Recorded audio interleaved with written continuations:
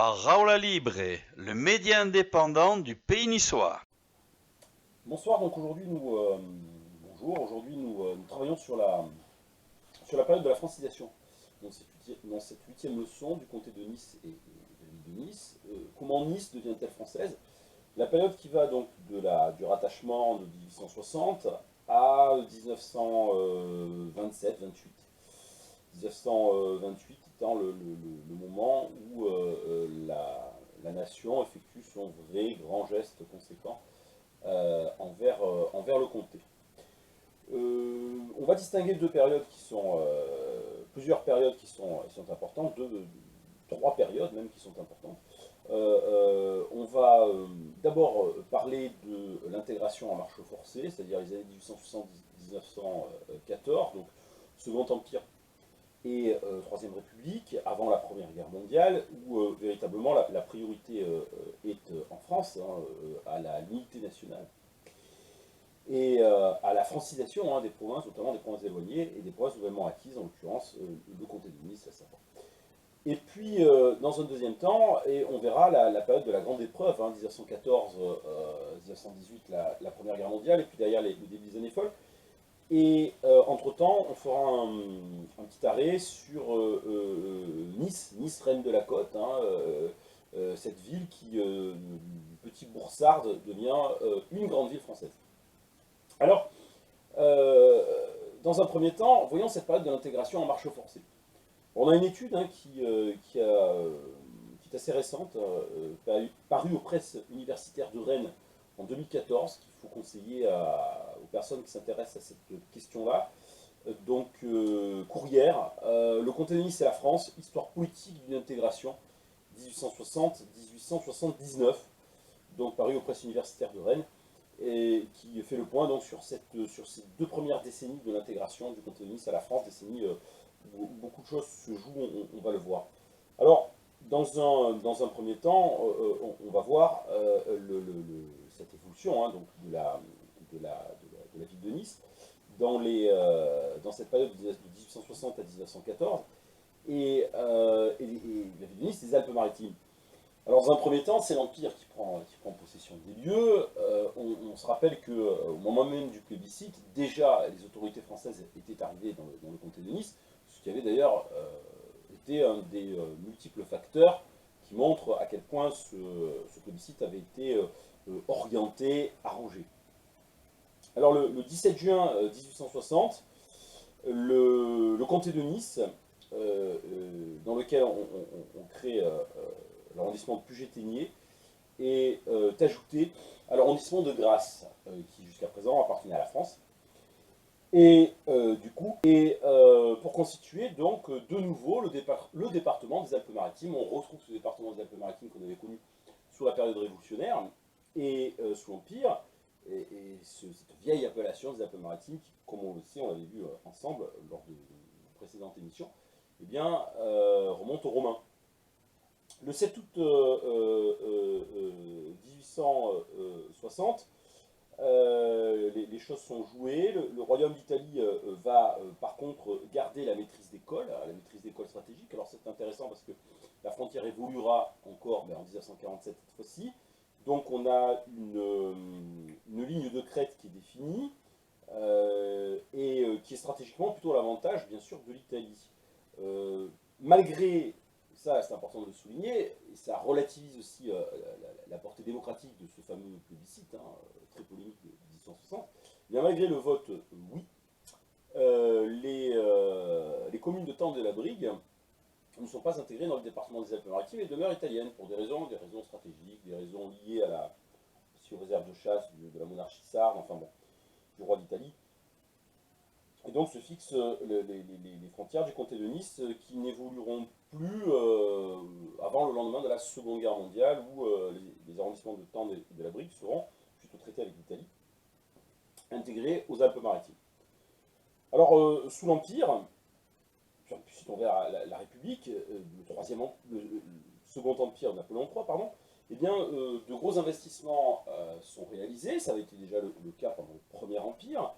Et alors, en termes de transport, La basse corniche, le creusement, le percement de la basse corniche, puisque c'est un ouvrage qui demande d'élaguer des falaises, de faire sauter énormément de roches, est entreprise en 1862 pour compléter les systèmes de communication en direction de l'Italie, de Menton. Et puis la grande affaire qui va quand même révolutionner, je dirais enfin, la vie des Niçois, c'est le chemin de fer qui va arriver donc à Nice avec le pont qui est jeté sur le Var en 1864. Donc il faut attendre 1864 avant que la ville de Nice soit reliée. Alors, à ce qui est aussi le département des Alpes-Maritimes, anciennement la France avant 1860, c'est-à-dire l'Outre-Var, 1864. Enfin, je vous rappelle que jusqu'à présent, il n'y avait pas de pont et on franchissait encore le Var, à cette date qui est quand même relativement récente, à dos de porteurs et à gué. Donc, ce qui en dit long sur le maintien, hein, pendant très longtemps, on a beaucoup insisté sur cette notion-là, mais elle est centrale, de l'isolement, de ce comté de Nice, l'isolement là lié au Var et aussi lié bien sûr à la montagne. Alors, qu'en est-il de la façon dont les Niçois vivent cette intégration dans le comté de Nice? Nice, il est évident qu'il y a aussi de nouveau un phénomène de déclassement. C'est-à-dire qu'on avait connu un déclassement du comté de Nice dans la dernière phase de l'histoire de la monarchie sarde, avec l'annexion par le royaume de Piémont-Sardaigne de la ville de Gênes, donc Nice qui était le seul port d'importance qui permettait de desservir le royaume de Piémont-Sardaigne, se trouve déclassé par Gênes. Puis Nice avait ensuite perdu son statut particulier de port franc, et cette perception d'un déclassement avait joué, on l'avait dit, hein, un rôle important pour une opinion plutôt francophile et avait joué son rôle dans le ralliement, bien sûr, à la France. Mais ce que les Niçois n'ont peut-être pas forcément énormément mesuré sur le moment, c'est que s'il y avait eu déclassement par rapport à la monarchie sarde, il y a un déclassement en soi qui est énorme en 1860, puisque Nice, qui était quand même malgré tout, malgré l'importance très relative de sa population, la quatrième ville de l'état de Piémont-Sardaigne, quand même pas tout à fait rien, eh bien 1860 passe au rang de 45e ville de France. C'est-à-dire c'est plus grand chose, hein, c'est vraiment plus grand chose. Donc le déclassement là il est réel. Le déclassement il continue, puisque en tant que 45e ville de France et en tant que territoire intégré dans un empire à l'époque, hein, le Second Empire, qui était héritier d'une vaste tradition jacobine, centralisatrice, héritée de la Révolution.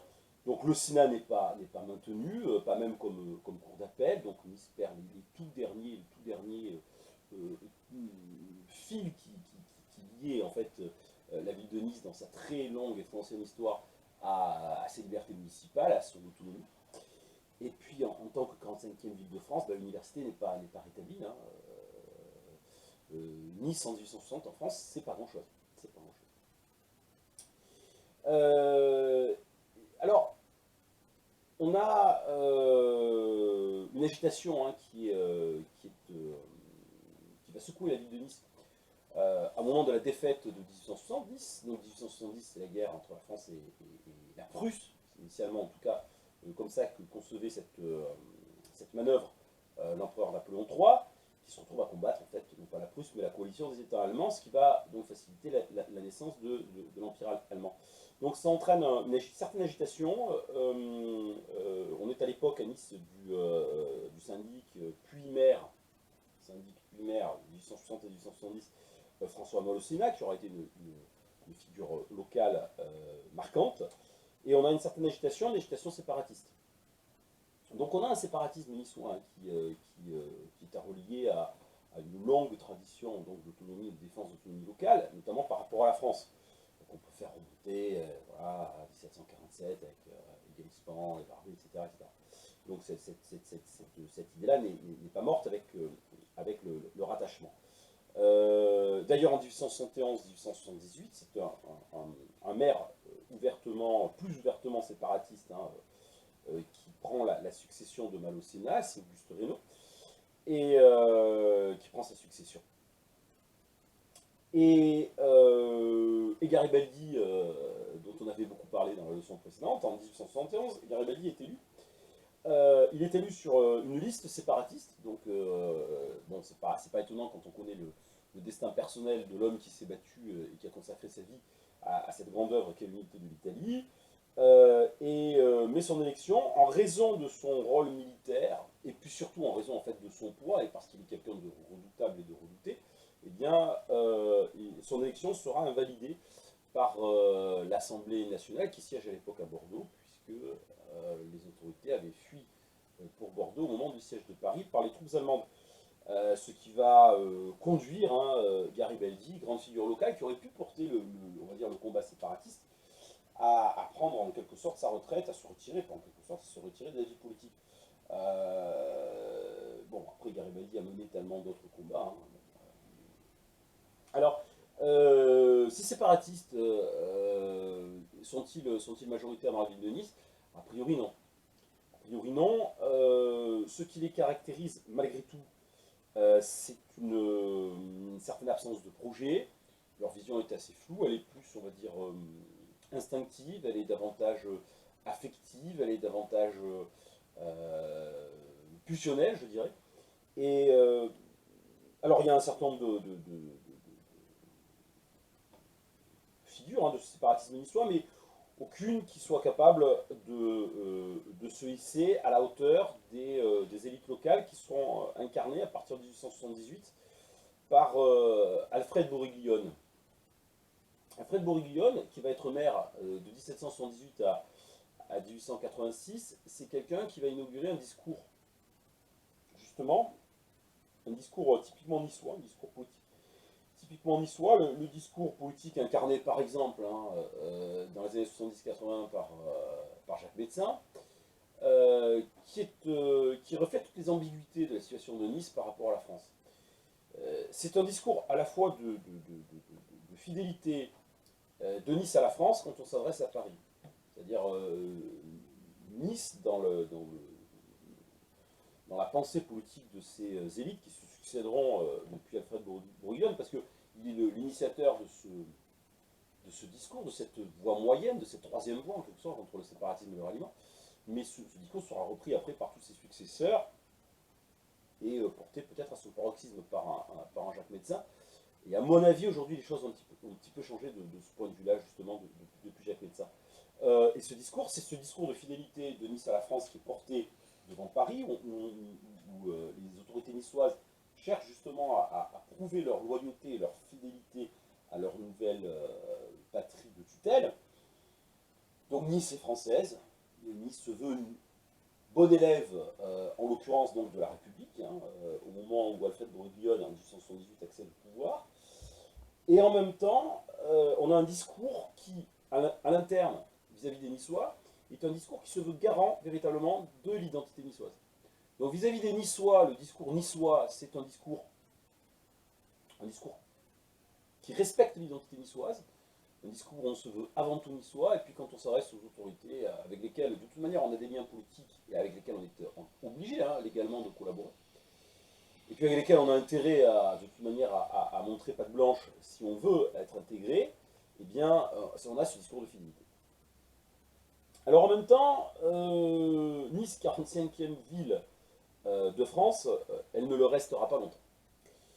Elle ne le restera pas longtemps et elle va assez vite devenir une ville, à la fois une ville française et une grande ville française. Alors française, parce que cette intégration à marche forcée est aussi une intégration culturelle, avec tout ce que ça implique, notamment l'interdiction du parler du niçois à l'école, la francisation de tous les discours politiques, de tous les textes, de tous les textes officiels, de la presse et de tout ce qui concerne les documents administratifs. Et en même temps, cette ville de Nice va, par sa démographie tout à fait particulière, prendre une place particulière et conquérir et monter en grade. Elle va devenir progressivement une ville importante en France. Enfin non, progressivement, c'est pas le bon terme justement. Va devenir brutalement, subitement une ville importante en France.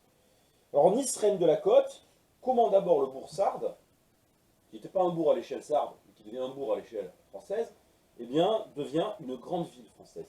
Bon, les chiffres sont exceptionnels. Nice est peut-être quasiment qualifié de ville champignon, en tout cas à l'échelle française.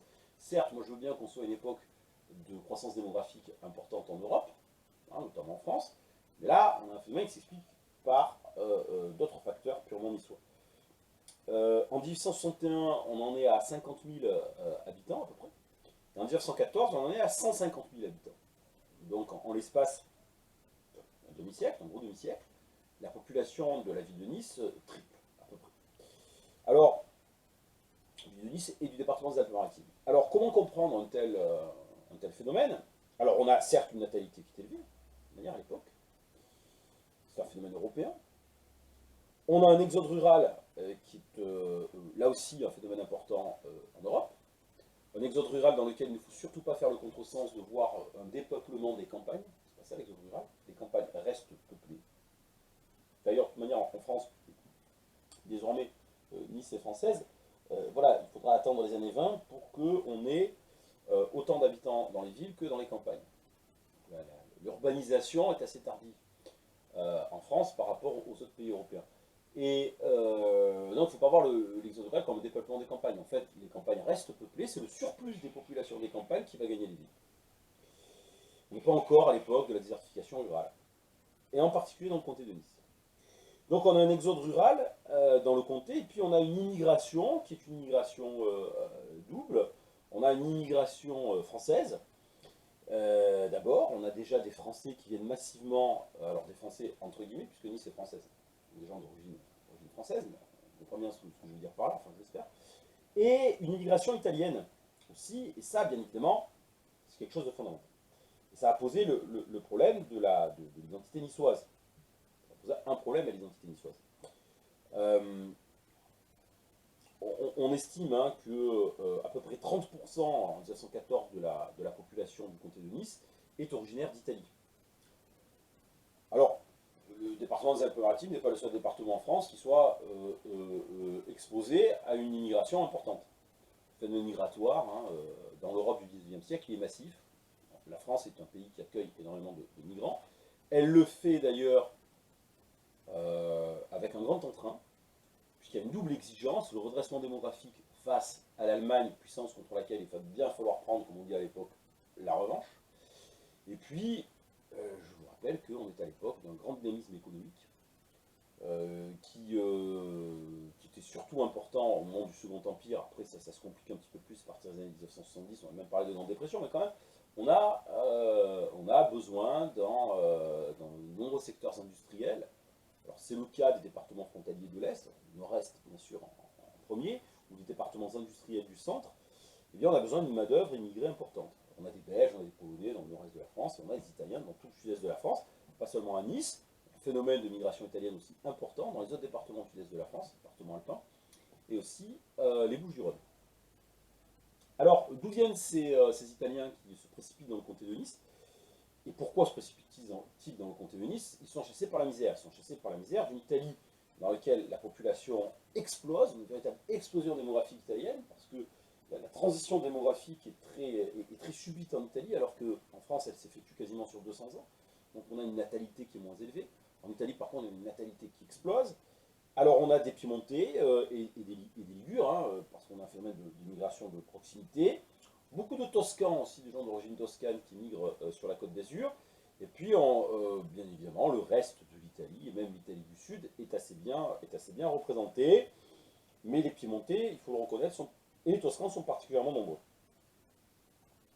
Alors, ce qui fait que l'identité niçoise se trouve totalement débordée, l'identité niçoise traditionnelle, on va dire, et se retrouve refaçonnée, en quelque sorte. Débordée parce que le niçois dit de souche, né à Nice donc, devient minoritaire. Devient minoritaire devant l'ensemble des flux migratoires français, entre guillemets, hein, en France, et italiens. Alors, après, c'est toujours pareil, l'immigré italien à Nice, alors déjà, il faut comprendre qu'il est bien moins mal assimilé qu'ailleurs. Je ne peux pas dire mieux assimilé, il faut dire bien moins mal assimilé. Parce que l'assimilation des immigrés, pose déjà au XIXe siècle de nombreux problèmes, des problèmes sociaux, des problèmes politiques. Comme en témoigne un épisode resté dramatiquement célèbre en 1893, à Aigues-Mortes, où on parle du massacre d'Aigues-Mortes, où éclate un véritable pogrom anti-italien, sur fond de tensions sociales liées à l'emploi, où les ouvriers locaux considèrent que les Italiens font tomber le prix de l'embauche et s'en prennent donc aux Italiens et les massacrent. La troupe étant obligée d'intervenir, l'armée étant obligée d'intervenir à Aigues-Mortes. Bon, rien de tout cela en France, rien de tout cela, pardon, à Nice, même si, bien évidemment, les colibés pleuvent également sur les Italiens, Macaroni, Rital et compagnie. Mais globalement, cette immigration italienne pose bien moins de problèmes à Nice, tout simplement parce qu'on a toujours eu cette proximité de Nice qui a une proximité historique tout à fait particulière, bien évidemment, avec l'Italie, dont elle était une composante culturelle jusqu'au rattachement en 1860. Là, je parle de l'Italie non pas en tant qu'État, mais en tant que nation. De même, ces immigrés italiens qui se sentent sans doute plus chez eux à Nice que n'importe où ailleurs en France, du fait de cette proximité historique, mais aussi tout simplement d'un certain environnement architectural, le baroque, les façades colorées du Venise, eh bien, cette population italienne va assez vite reprendre à son compte la certitude et va faire preuve d'une farouche volonté d'intégration, va reprendre les arts et traditions locales à son compte et va faire preuve d'une véritable, voilà, une véritable volonté consciente d'intégration. De la même façon, la ville de Nice devient de plus en plus attractive, à la fois d'un point de vue économique et d'un point de vue touristique, si on détache le tourisme globalement de l'économie. On sait que la vocation touristique de la ville de Nice est, si on se place aux alentours sous le règne de Bruglione, hein, mandat de Bruglione dans les années 1880, la vocation touristique de la ville de Nice a au moins plus d'un siècle, à peu près 150 ans. Elle se développe, on va le voir, avec Nice, capitale de l'hiver. Mais ce n'est pas le seul domaine économique qui se développe. On a le développement, alors surtout sur l'arrondissement de Grasse, bien sûr, mais pas seulement, de l'horticulture, et donc les fleurs également, et, et les emplois aussi qui se développent, bien évidemment, dans le BTP. Alors pourquoi bien évidemment? Parce que ces 100 000 personnes qui vont peupler la ville de Nice par rapport au rattachement, eh bien, il faut les loger.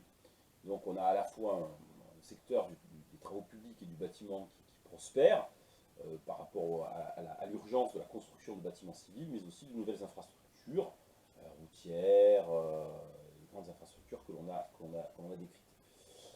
La gare, la voie de chemin de fer qui arrive à Nice, cette gare que l'on a voulu construire d'ailleurs loin, loin du centre-ville. Donc on l'a mis très loin du centre-ville, très très loin du centre-ville, parce que le train à l'époque c'est polluant, hein, c'est du charbon, ça fait de la fumée, ça fait énormément de bruit. Donc on l'a mis très très loin, pensant qu'on était tranquille, pour longtemps. En fait, la gare a très vite été absorbée par le développement de la ville. Alors justement, on parlait de l'attractivité touristique de Nice. Nice, capitale de l'hiver. Alors Nice, capitale de l'hiver, elle est de fait au moment du rattachement. C'est une donnée qui est déjà ancienne. Et à partir du rattachement à la France, la fonction touristique de Nice va littéralement exploser. C'est-à-dire on passe de la phase d'exploration et de consolidation à une phase véritablement de développement tout à fait phénoménal. Alors ce développement, il y a des infrastructures, hein, donc la municipalité soutient le rythme par la construction d'infrastructures qui sont des infrastructures fondamentales et indispensables à la construction d'une capitale touristique. Plus d'hôtels, prolongation de la promenade des Anglais, la promenade des Anglais qui arrive à la hauteur de Magnan en 1861. Réalisation de voies carrossables un petit peu partout, alors en ville, mais aussi aux alentours de la ville. La moyenne corniche, elle, est réalisée à partir de 1910. Et puis, ce sont les grands travaux d'équipements généraux. Alors, l'électrification arrive assez vite dans la ville de Nice. L'électrification, c'est à la fin des années 1880, donc Nice n'est pas en retard par rapport aux autres grandes villes de France de ce point de vue-là. Et la France est en avance par rapport à beaucoup de pays en termes d'électrification. Le tout à l'égout, alors c'est fait désirer quand même, hein. On peut dire qu'il est réalisé définitivement en 1905, il s'est plutôt fait désirer. Quant à l'adduction en eau, à partir de 1886, c'est réalisé l'aqueduc de la Vésubie, qui fait que le Niçois a la chance, en grande partie encore aujourd'hui, de boire la meilleure eau du monde, celle qui descend directement du Mercantour. C'est à ça qu'il doit son éclatante humeur et sa séduction naturelle. Il ne faut pas oublier que Nice, le comté de Nice, le département des Alpes-Maritimes, est un département frontière. Il est toujours un département frontière. Bon, la frontière s'est déplacée, mais on est toujours sur la frontière à Nice. La frontière avec l'Italie. Or, on le sait peu, mais l'Italie est considérée à partir de 1870 comme une ennemie. Pourquoi l'Italie est considérée comme une ennemie alors que la France a aidé l'Italie à naître en tant qu'État avec l'unité d'Italie? Bon, d'abord, on a changé de régime, hein, c'est une république en France. Et puis, bon après, bon, l'Italie c'est pas un régime particulièrement autoritaire, c'est une monarchie parlementaire, mais c'est pas ça, c'est que l'Allemagne, l'Empire allemand qui naît, le Deuxième Reich qui naît en 1870, s'applique c'est la politique de Bismarck, hein, à isoler diplomatiquement la France par sa politique. Donc la priorité de Bismarck, c'est l'alliance des grands empires, l'empire d'Autriche-Hongrie, l'empire d'Allemagne, bon, les empires germaniques, et l'empire du tsar. Politique qui, on le sait, ne tiendra pas jusqu'à la Première Guerre mondiale, notamment après que Bismarck soit écarté du pouvoir. En ce qui concerne l'Italie, l'Italie est puissance montante, donc Bismarck l'intègre dans son système d'alliance. Les Italiens sont tout à fait contents de pouvoir être intégrés à un système d'alliance européenne, dont le but est d'isoler la France.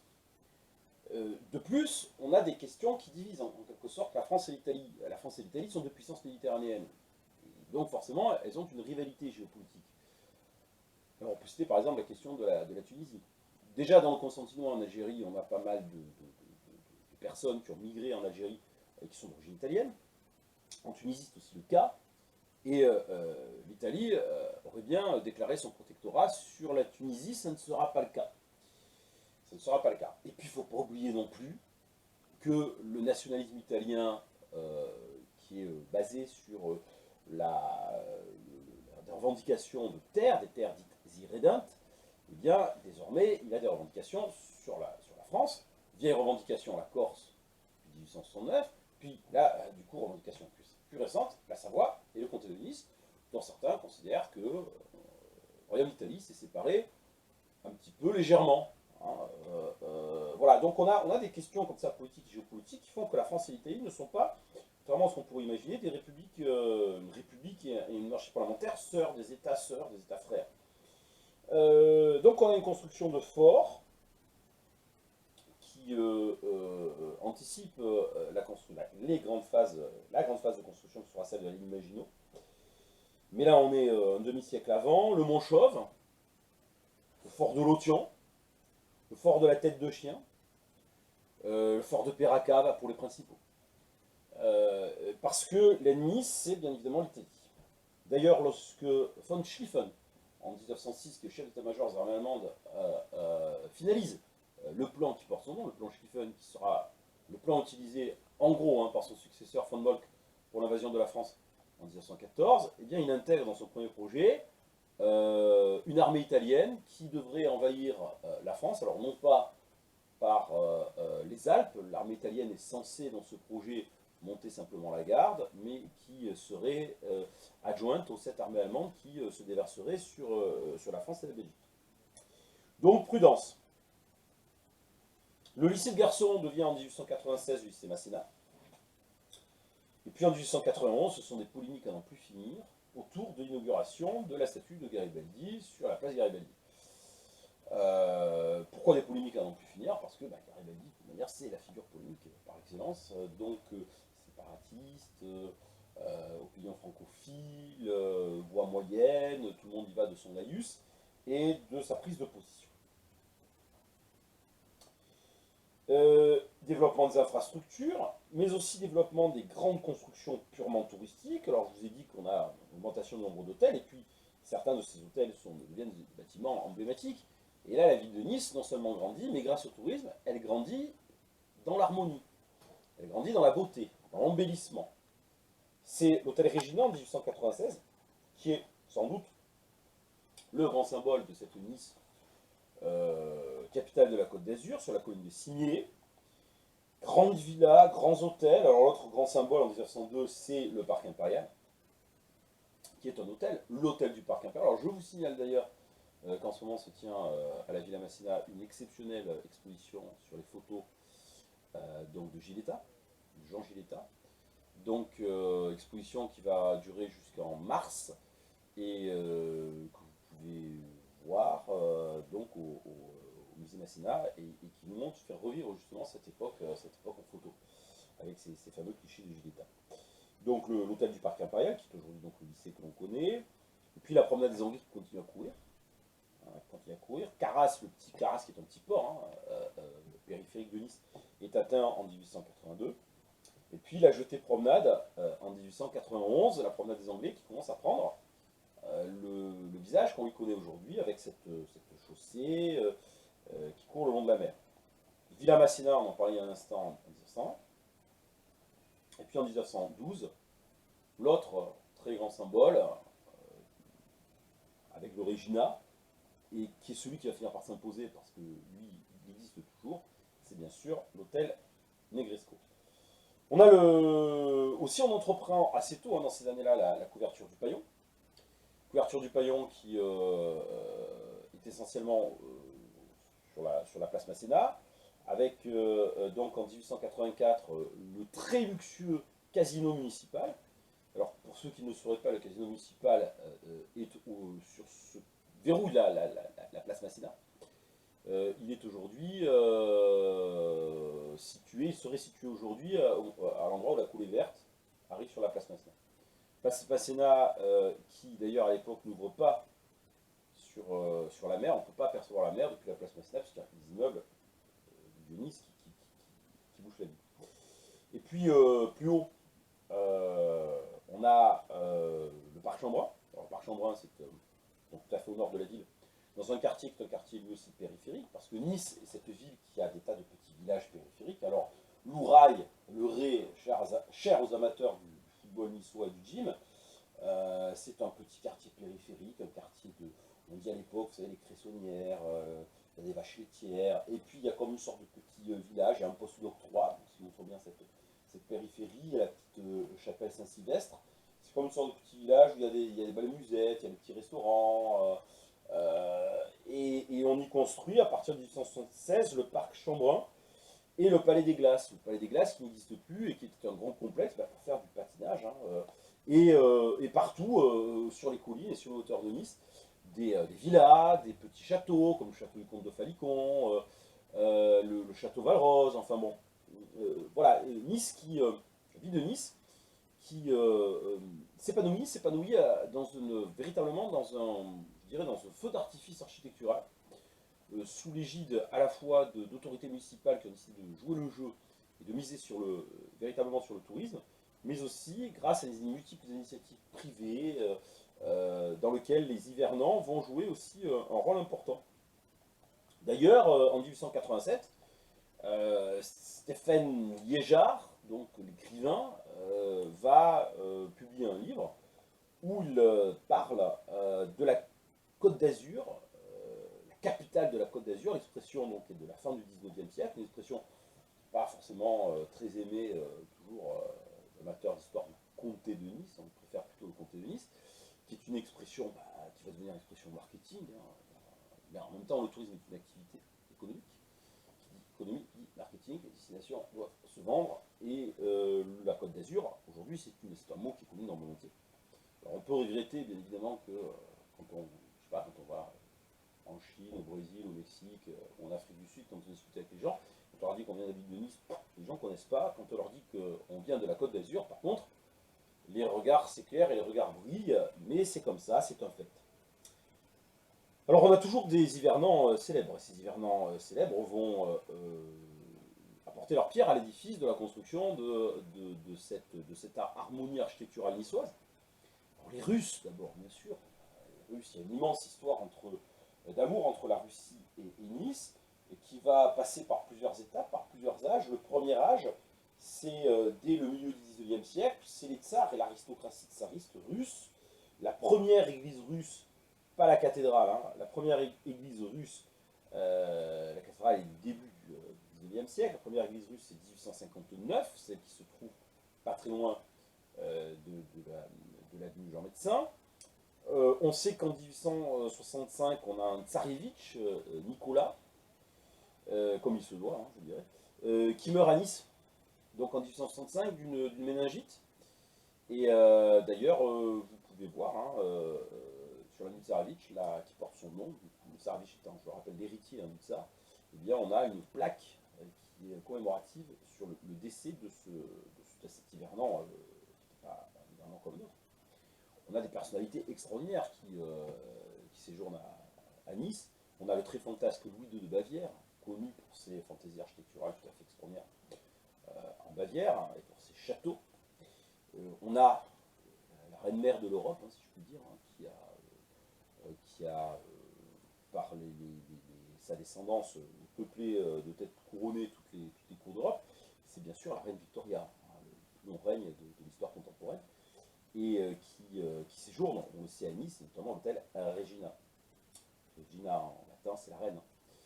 On a des personnages plus controversés, par exemple Léopold de Belgique, qui laisse son nom à une avenue assignée, qui est un des grands assassins de l'histoire du XIXe siècle. Alors c'est vrai qu'il a tué des gens au Congo, hein, mais par millions quand même, hein, pour l'exploitation du caoutchouc et de l'ivoire. C'est vrai qu'à la fin de sa vie, on lui reprochera d'avoir des maîtresses un petit peu jeunes. Hein, et puis on a autre personnage controversé, qui est un acteur beaucoup plus considérable de l'histoire, Lénine. Lénine a séjourné à Nice, hein, peu de gens le savent, mais bon, Lénine était donc un révolutionnaire clandestin russe, hein, que l'on connaît, bon, et qui a séjourné à de très nombreux endroits en Europe. Des présidents sont venus, alors je ne parle pas des visites officielles, hein, des présidents comme Loubet ou autres qui sont venus à Nice en grande pompe, hein, reçus vraiment avec défilés, etc. Donc je parle des présidents qui ont séjourné à titre privé, comme Déroulède ou le fameux Raymond Poincaré, le président de la Première Guerre mondiale. Et puis on a je dirais presque la longue litanie. Impossible d'établir une liste, on va dire, exhaustive des artistes et des célébrités du monde du spectacle qui passent du temps et qui passent l'hiver à Nice, parce que sinon on n'en sortirait plus. On se contentera vraiment des personnages importants, de ceux qui ont laissé leur nom, au moins leur nom à Nice. Friedrich Nietzsche, voilà, un philosophe allemand. Je vous rappelle que l'esplanade, qui est actuellement en réfection au sommet de la colline du château, porte le nom de Friedrich Nietzsche. Guillaume Apollinaire, hein, qui a quand même, alors qui a séjourné ou qui a vécu, hein, puisque Guillaume Apollinaire a été élève du lycée Masséna, comme moi, mais bon, il a réussi dans le domaine littéraire et artistique. Carpeau, qui était le sculpteur qu'on connaît, les artistes, hein, alors Carpeau, Garnier, Jules Chéret ont marqué Nice de leur présence, et puis on a eu tous ces peintres qui ont séjourné, les Dufy, les Matisse, plus tard, hein, puis même des gens comme Isadora Duncan ou Suzanne Langlaine, la sportive. Donc des hivernants célèbres et des gens qui ont vécu à Nice et qui ont laissé leur empreinte dans la ville de Nice.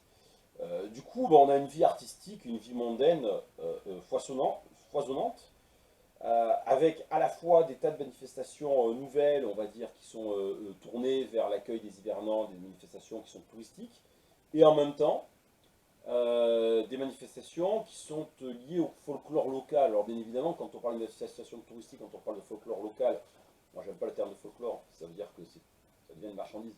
Moi je préfère le terme de culture locale, même si on a une volonté de folkloriser la culture, et bien sûr on pense au carnaval. Donc le carnaval de Nice, c'est une très très vieille tradition. La tradition du carnaval, de tous les carnavals, prend racine en fait dans l'origine de la chrétienté, hein, de cette période on va dire, même dans l'Antiquité au fond, hein, de Saturnale à Rome, hein, donc cette période où on se livre à des excès, tout simplement parce qu'après on va faire carême et on va rentrer dans une période de jeûne. Donc les carnavals étaient très dynamiques, sans doute à l'époque médiévale. Et la renaissance du carnaval officiellement en 1872 est liée bien sûr à des motivations touristiques. Hein, ça fait partie. Donc quelque part le tourisme et le carnaval de tout temps nourrissent une relation très ambivalente. Sans le tourisme, qui peut dire si le carnaval de Nice aurait survécu, où en serait le carnaval de Nice aujourd'hui. Et pourtant, le tourisme fait que le carnaval de Nice a longtemps, a toujours été plus ou moins folklorisé, plus ou moins en quelque sorte arraché à sa fonction première de distraction et d'exutoire populaire pour devenir un spectacle. Donc voilà, c'est toujours ambivalent, carnaval, comme ça, c'est une discussion sans fin. Euh, donc carnaval, pour les manifestations qui sont davantage les manifestations de la Côte d'Azur, hein, maintenant qu'on est la Côte d'Azur, bah, il faut le prouver. Hein. Donc on a l'Automobile Club, qui est une institution très importante à Nice. On a le meeting d'aviation Ferber, vous savez, avec cette fameuse affiche qui se trouve d'ailleurs au musée Masséna. On voit cet avion qui survole la ville de Nice. Et puis on a plus localement le développement des clubs sportifs.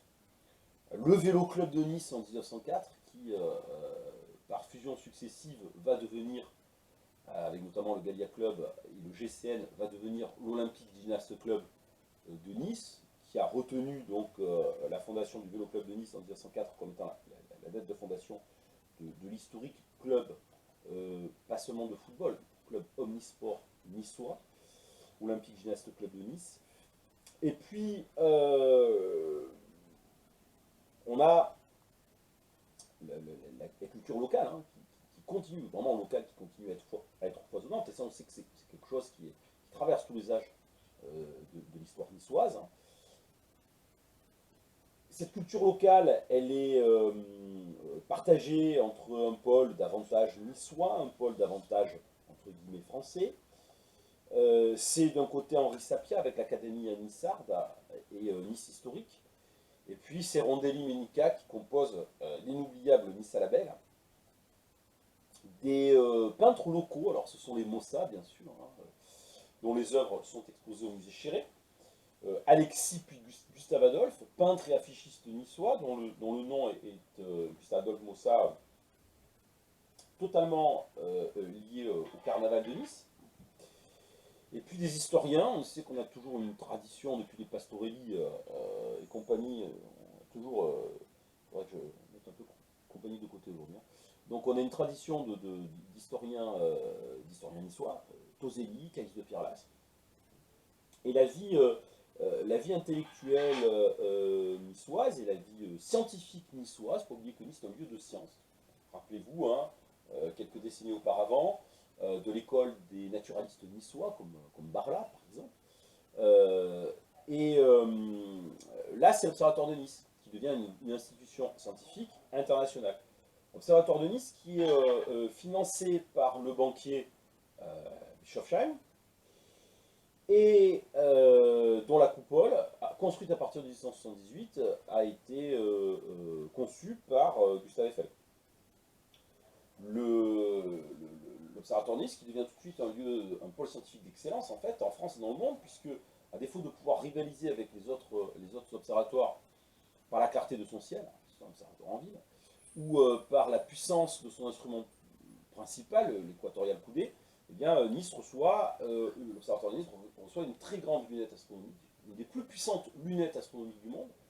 Une lunette astronomique est un instrument qui est différent du télescope, qui permet des approches d'observation un petit peu différentes. Et il est intéressant de savoir qu'aujourd'hui encore, la lunette astronomique est en utilisation. L'Observatoire de Nice n'est pas seulement un laboratoire scientifique. Aujourd'hui encore, on observe notamment, on fait la dissociation des étoiles doubles avec la grande lunette astronomique qui est en soi un monument classé. Hein, un des plus vieux, un des plus beaux instruments d'observation astronomique. Alors on ne peut pas, hélas, quitter cette période sans rentrer dans la période la plus sombre, qui est celle de la grande épreuve que traverse l'Europe, en général, hein, 1914-1918. La grande épreuve qui, pour les Niçois, pour moi, s'étale jusqu'en 1927, 27-28, puisqu'en 28, il y a cette fameuse inauguration du monument au Mans. Pourquoi? Parce que Nice est doublement punie par la guerre, comme le sont toutes les communes de France.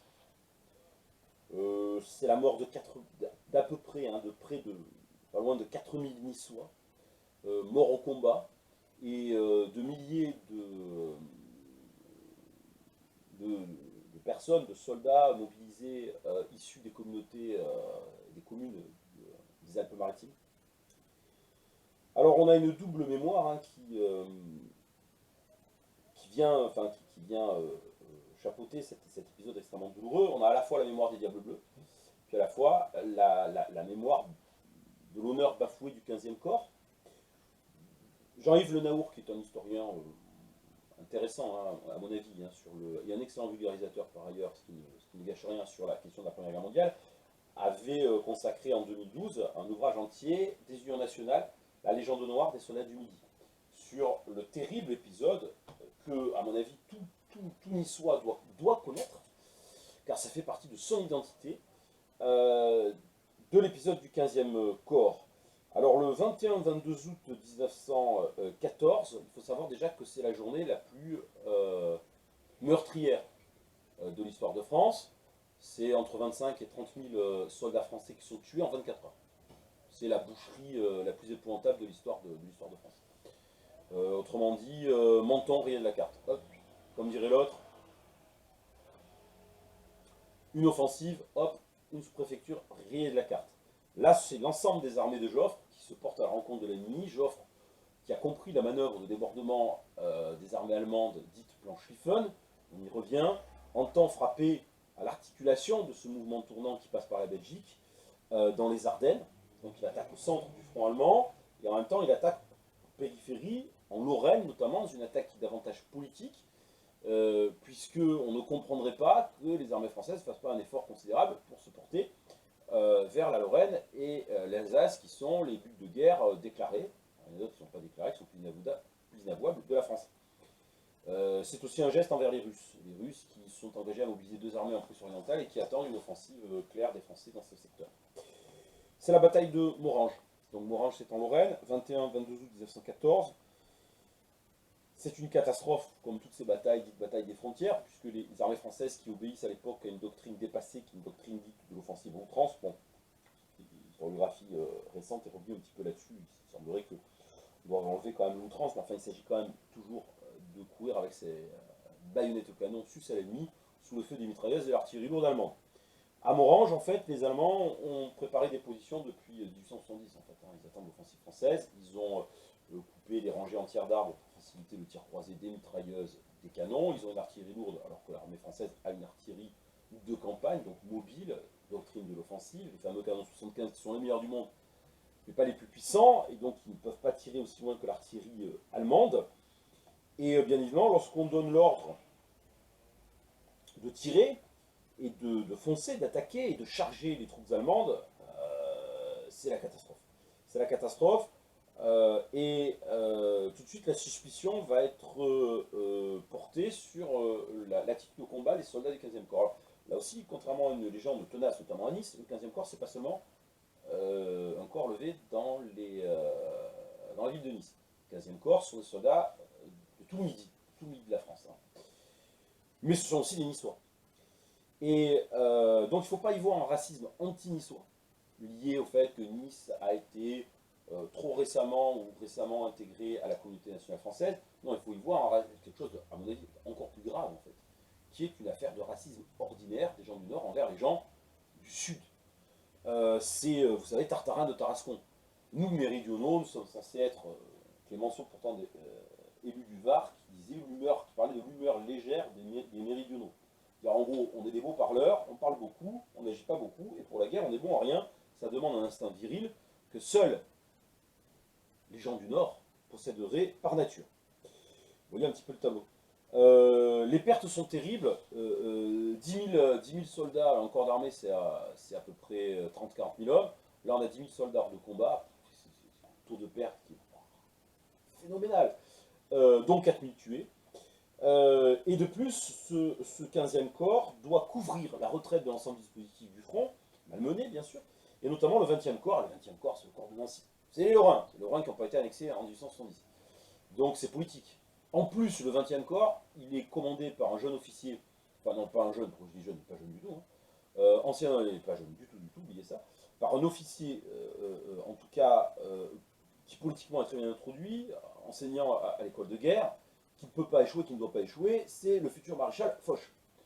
Donc pour couvrir Foch, on sacrifie le 15e corps, pour couvrir les Lorrains, on sacrifie les méridionaux, et en plus derrière, dès le 24 août, article du sénateur Gervais dans le matin, on se retourne vers leur 15e corps et on dit ce sont les méridionaux qui sont responsables de la défaite. D'autant plus que, il faut savoir malgré tout, que si le 15e corps a couvert Foch, c'est parce que Foch a reculé. Parce que Foch, lui, il ne s'est pas aligné, il n'a pas couvert le 15e corps. Donc il y a eu faute. Militairement, il y a eu faute. Or, la faute ne peut pas retomber sur Foch. Donc il faut bien qu'elle retombe sur quelqu'un, vous avez compris la logique du truc. Il faut sauver les réputations de Foch, il faut sauver les réputations des soldats lorrains, et il faut sauver le plan 17, qui est le nom du plan Joffre, qui s'est révélé, qui ne semble pas un mauvais plan d'un point de vue stratégique à la base, c'était un plan plutôt futé, mais qui s'est heurté à la réalité d'une guerre moderne de la puissance de feu, réalité que les armées allemandes, elles, ont comprise, et les armées françaises apprennent dans la douleur et le massacre. Tout cela soulève un tollé général dans tout le milieu de la France. Pensez-vous, Clémenceau, sénateur du Var, je disais il y a un instant, qui accable le 15e corps. Et lorsque vraiment la communauté nationale découvre l'ampleur du désastre, donc il faut des lampions, il faut que ça saigne, il faut que ça recède, il faut qu'il y ait des gens qui payent. Donc c'est le renvoi de Messimy qui est le ministre de la guerre. Et on s'en donne à cœur joie, avec un délire, véritablement un délire raciste. Hein. Je parlais de Tartarin, de Tarascon, c'est ça, le méridional est un lâche, est un bouffon, et aussi un rebelle. Notamment le méridional du comté de Nice, hein. On se rappelle des Barbets. Et on se rappelle aussi de l'opposition anti-royaliste et anti-républicaine pendant la Révolution du midi de la France, d'un certain midi royaliste. Donc rebelle, bouffon, lâche. Et puis, il faut le dire, si on se base sur les textes racistes, parce que le racisme à l'époque n'est pas un délit, le racisme n'est même pas une opinion, il est pour ainsi dire une science. Or, que nous disent les grands penseurs de cette science, les Gobineau, ou les grands penseurs de la nation, comme Ernest Renan, ils nous disent quoi? Que le méridional, au fond, il est italianisé, alors ça c'est pas bon du tout, et il est sémitisé. Donc nous serions des mélanges de races inférieures du Sud, considérées comme inférieures à l'époque, sémitique, italien. Donc vraiment, et le point culminant étant Alphonse Daudet avec Tartarin de Tarascon. Bon, la polémique va s'éteindre avec la guerre. Joffre et Foch, de toute manière, sont intouchables. Gervais va décéder. La guerre se termine. Pour les Allemands, par contre, le soldat du 15e corps n'est pas un lâche. Le soldat du 15e corps, c'est les Diables Bleus, c'est-à-dire les chasseurs alpins. C'est ainsi que les Allemands ont surnommé les soldats du 15e corps. Et finalement, la polémique s'éteindra définitivement en 19 de l'exposé du jour, avec l'inauguration du monument aux morts. C'est pour ça que le monument aux morts de la ville de Nice est si important. Parce qu'on a voulu justement donner une ampleur particulière à cette visite, cette inauguration nationale de 1928, avec parade navale, défilé, etc.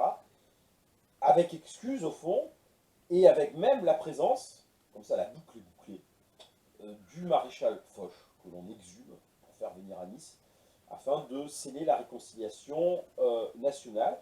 Foch qui va avoir des paroles symboliques et qui va, dans son discours, réhabiliter effectivement le 15e corps. C'est pour ça que pour moi, l'épreuve, la grande épreuve, pour l'émission, ne se termine pas en 1918, elle se termine véritablement en 1928. Ce qui nous laisse le champ libre dans notre prochain exposé, qui sera le dernier de cette série d'exposés sur l'histoire du comté de Nice, pour partir donc de ce moment-là, pour aller jusqu'à nos jours. Alors, tout simplement aussi parce que à partir du moment où on parle d'une époque trop contemporaine, on ne parle plus véritablement d'histoire. Mais on va voir un petit peu quels sont les grands jalons des dernières décennies de l'histoire de notre ville et de notre comté. Merci de nous avoir suivis. Hola, mia bella Nisa, regina dei flu, li tiu vitorisa, io canto canterai tu giù, canterai ai montagna, io ti tan ric de cor, li tiu verdi campa.